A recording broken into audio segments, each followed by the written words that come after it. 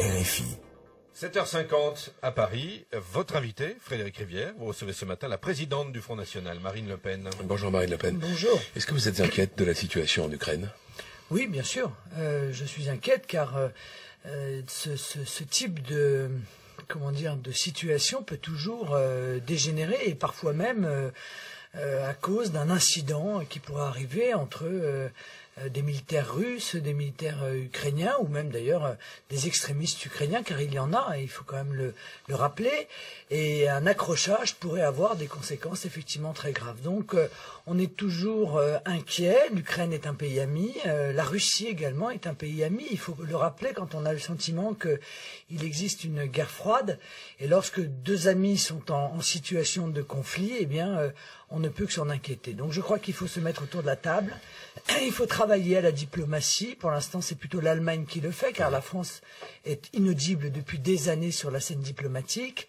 Et essayer de trouver une solution qui pourrait être d'ailleurs une Ukraine bien entendu souveraine, bien entendu unie, mais qui laisserait aux trois grandes régions une forme d'autonomie qui préserverait ce qu'on appelle le droit des minorités, puisque c'est un des sujets d'inquiétude des habitants de Crimée. Où sont les torts, selon vous, aujourd'hui, dans ce conflit?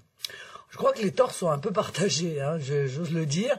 D'abord parce que je pense que l'Union européenne a jeté de l'huile sur le feu, a contribué à transformer une révolte en révolution, en faisant croire à une partie de l'Ukraine que l'Ukraine pouvait rentrer dans l'Union européenne, ce qui est faux. Voilà, il faut le dire très clairement. Les peuples européens ne veulent pas de l'Ukraine dans l'Union européenne. Ils ne veulent d'ailleurs pas non plus de l'Albanie, ni de la Macédoine, ni de la Turquie.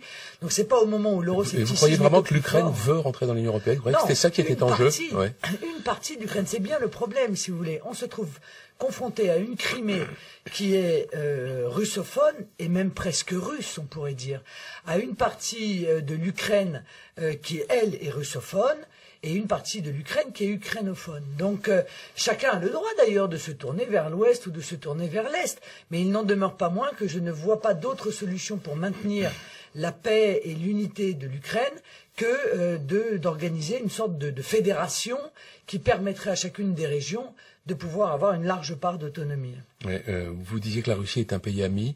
Est-ce que vous êtes sûr qu'aujourd'hui, la France traite la Russie comme un pays ami? Non. Non, clairement, parce que la France est soumise diplomatiquement aux États-Unis depuis déjà longtemps. Tous les présidents de la République qui se sont succédés dernièrement sont des atlantistes sans aucun recul. Je regrette d'ailleurs qu'ils ne défendent pas les intérêts de la France et qu'ils défendent d'abord les intérêts des États-Unis. Alors les États-Unis mènent à l'égard de la Russie une guerre froide. C'est très clair, c'est clair dans la manière dont on traite la Russie. On a le sentiment qu'on la traite plus mal aujourd'hui que lorsque c'était l'Union soviétique. Alors je sais bien que en France, il y avait beaucoup de gens qui étaient très complaisants à l'égard de l'Union soviétique parce qu'ils en étaient très proches idéologiquement. Mais je pense que claquer la porte au nez de la Russie n'est pas le meilleur moyen de discuter avec cette grande nation et cette grande nation économique aussi, car c'est un espace qui est considérable avec lequel la France aurait des intérêts évidemment stratégiques, aurait intérêt à multiplier les contacts, les contacts, y compris sur le plan énergétique. Et puis, nous avons tout de même une civilisation commune, donc il n'y a pas de raison que l'on ne puisse pas se parler avec confiance. Si ça avait été le cas, si ça avait été fait depuis plusieurs années, je pense qu'aujourd'hui, ça ne serait pas l'Allemagne qui serait à la manœuvre pour régler le problème, mais la France. Le patron de l'UMP, Jean-François Copé, a proposé hier une loi de transparence pour les partis politiques. Il a dit qu'il la déposerait dès la reprise des activités parlementaires. Il se dit prêt à rendre public tous les comptes de l'UMP depuis la présidentielle de 2007, à condition toutefois que tous les partis politiques fassent de même, ceux qui ont des élus au Parlement ou au Parlement européen. Est-ce que le Front National est prêt à jouer le jeu? Mais les partis politiques sont déjà soumis à la transparence. Ils déposent déjà leurs comptes. Ils sont déjà surveillés par deux commissaires aux comptes. L'ensemble des comptes des partis politiques sont déjà donnés à la CNCCFP chaque année, qui vérifie la justesse de ces comptes et qui vérifie si la loi a été respectée. respecter. Moi, je veux dire, je trouve ça un peu étrange de la part de Jean-François Copé, sous prétexte qu'il a un problème qui est en réalité un problème interne à l'UMP. Parce que si des gens peuvent lui reprocher d'avoir mal géré les finances de l'UMP, ça ne peut être que les dirigeants de l'UMP ou les adhérents de l'UMP, plutôt que de régler leurs problèmes en interne, ils se lancent, ils mondialisent en fait sa propre guerre personnelle.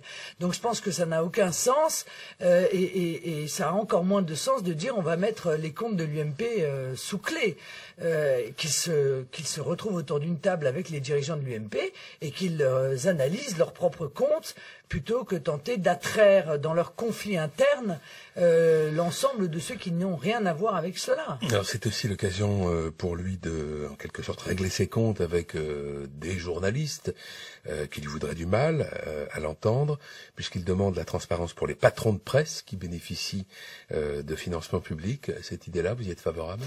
Ce que je remarque, si vous voulez, qu'il y ait des journalistes qui parfois se prennent en quelque sorte un candidat ou un responsable politique dans le nez, c'est une chose. Moi, je ne sais pas si c'est le cas dans cette affaire. Moi, je suis pour la transparence de manière générale. Je pense d'ailleurs qu'on pourrait d'abord commencer par l'appliquer aux syndicats. Mais j'aimerais aussi que la presse fasse son travail de recherche et de dénonciation, pas seulement pour les partis politiques. Il y a un organe de presse, Mediapart, dont on n'a pas appris parce que personne n'en a parlé, parce qu'il y a aussi une sorte de solidarité entre les journalistes, qu'il a refusé de payer sa TVA à 20% depuis 2008. Il doit près de 3 millions d'euros. Considérant qu'il devait bénéficier du taux à 2%, voilà, comme les titres papier. ils se sont auto-appliqués un taux de TVA à 2,1. Je pense qu'il y a beaucoup de commerçants qui aimeraient s'auto-appliquer ce genre de taux. Ils doivent plus de 3 millions aux contribuables donc français. Ils ont été sauvés par les socialistes qui ont fait passer une loi exprès pour eux.